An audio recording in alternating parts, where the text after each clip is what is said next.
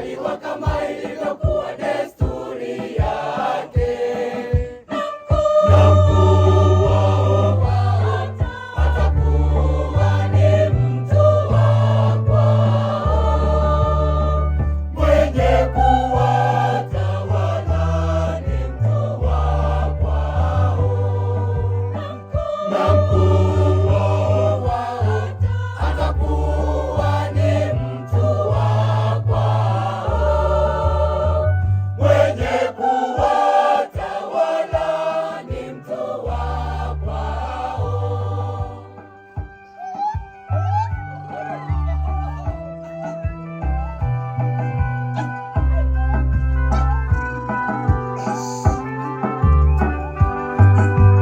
Wanasema hivi, tazama nitarejesha tena hema za Yakobo na kuyahurumia makao yake. Nao mji huo utajengwa tena juu ya magofu yake mwenyewe.